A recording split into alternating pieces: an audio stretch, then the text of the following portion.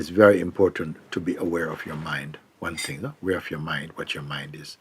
Yesterday, I was hinting a bit at the beginning of satsang that most people, if you let them sit down, even for, like for 5 minutes without anything happening, their mind start to make up things because you're not used to it. You're not used to being by yourself and not thinking. If you're by yourself and not thinking, it's because you're going to sleep or something. So the mind automatically starts to come up and activities start very much. So I say, observe your mind and see what your mind produce. And then as you keep watching, but don't identify, just watch, the suggestions that come through the mind and the, sort of restlessness, all this, just be aware of them, be aware, be aware, be aware. And gradually, by knowing that you're not that and you're watching that, your attention comes back to awareness. You become naturally self-aware, because a lot of times we are identified with the mind without intending to, because you're looking and you're kind of into something and it's like you're obeying the mind's suggestions. No? So if you start to watch the mind, automatically it creates a separation between mind and self. This is very good, very important thing what I'm sharing. If you are observing the mind, rather than just serving and acting out mind, thoughts and suggestions and so on, just be aware, sit, even for 5 minutes, you just watch every thought, every suggestion that comes in the mind without identifying with it, then automatically a gap opens up where you can see that the mind becomes an object of your attention and leaves you as the subject of witnessing. And so automatically it throws you back into self-awareness. And you know the difference between, let's say you must know the difference between yourself and your mind. That is the exercise I'm saying. So again, you just stop and just pay attention to, just be quiet. And then watch the movement from the mind, which you will know. Thoughts, feelings, memory, sort of like projections, imagination, images, all these are coming from mind. Means that they don't actually belong to the present moment. They don't belong to anything around you. Everything around us is totally innocent. Nothing is attacking you. Everything is just as it is.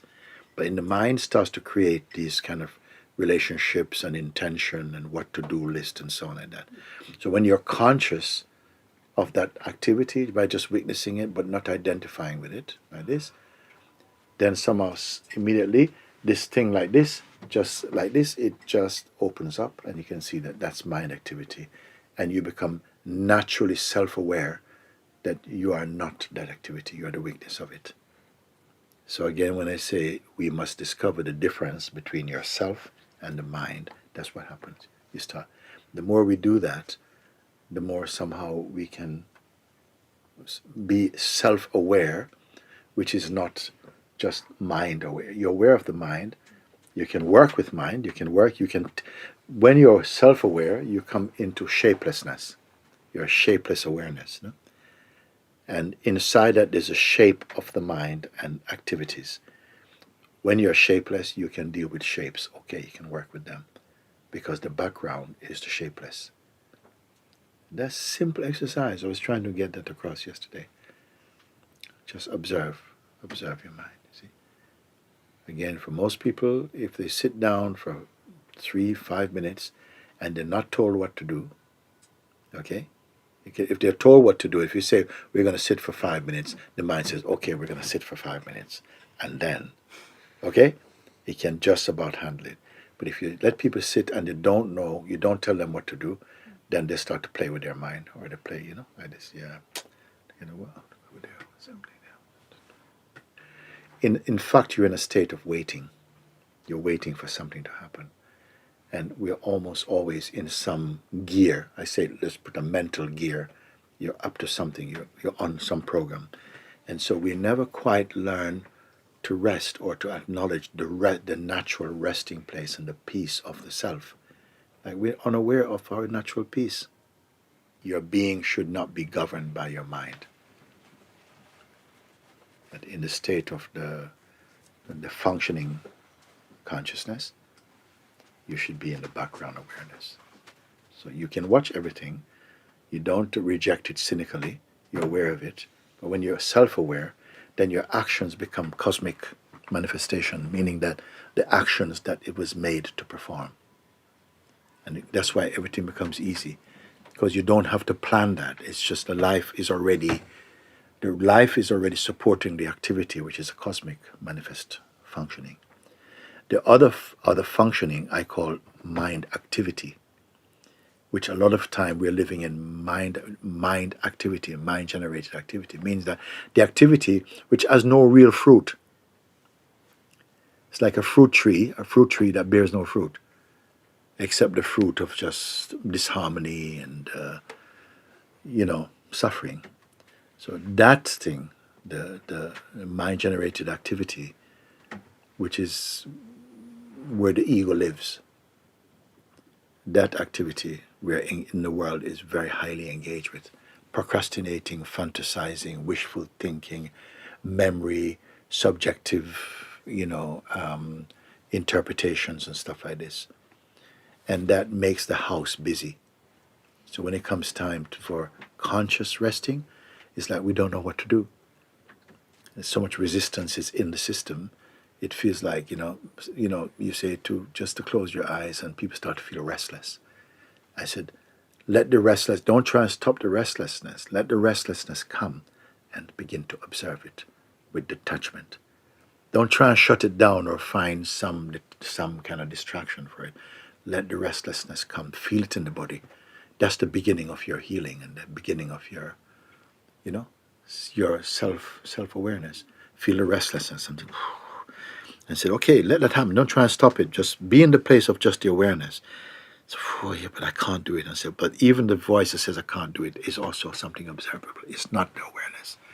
And little bit by little bit you persevere and you start to see a gap opens and you can feel the difference between that is mind and the weakness is still. And you begin to discover the weakness. And you be where the weakness is, and you can see the mind. Then you can more discern the functioning that are right to happen. Like when you move in your life, naturally you're moving, the people you meet without planning, that's part of your cosmic activity. You understand that? Whatever you do, you go down the road, things you can never plan by the mind. These are called that which is ordained by God. That activity you will see when you pay attention to it, because everyone is living that, but not consciously. And what we do when those activities come, because they're not arranged, we tend to feel, no, I'm not in the time. I ain't got time for this, man. Because you prioritize your mental activities rather than your cosmic functioning. It makes sense, no? Doesn't it, like that? And so we begin to recognize more and more and cooperate with the cosmic functioning. And you find that your day happens in such a way that you could not have planned it any better than that. You find that somehow you say, wow, it's so fulfilling, I met so-and-so today. Yeah, but did you have arrangement? No, we just bumped into each other and we got talking and so much came up like that. Whereas the activity is like, no, I planned to do this, it never worked out, and I feel so frustrated, and it's not working, I don't see. And of course it's not working, because you want life to obey your personal projections. But life is flowing by itself. When I say that even disharmony is part of the total harmony, it means that even your mind projected activity is swallowed up in the cosmic activity, makes use of it, but you will not benefit from it. You will suffer it because you're not conscious of where it is useful. Where it fails for you personally, it succeeds by God's grace. He will use your malfunctioning to support something else that was the intention of the cosmic functioning. Because when I said many years ago, consciousness never wastes any of its activity. So what you think is waste for you is already used. It turns everything into compasses. Everything is working. But you are not conscious. When you're conscious of your consciousness, then you're full of praise and gratitude to God. You say, wow, no human being could plan that. The greatest planner could not arrange this, because this happened by itself. This is what I'm pointing out. So beautiful. And everyone is at the highest part of yourself in your core. You are that. We are that. But in our expression, because we entertain and believe ourselves to be the ego, which is a part of the total functioning, but very, very narrow. You're living in this very narrow path. But that narrow path is just a little blip in the infinite scope of consciousness.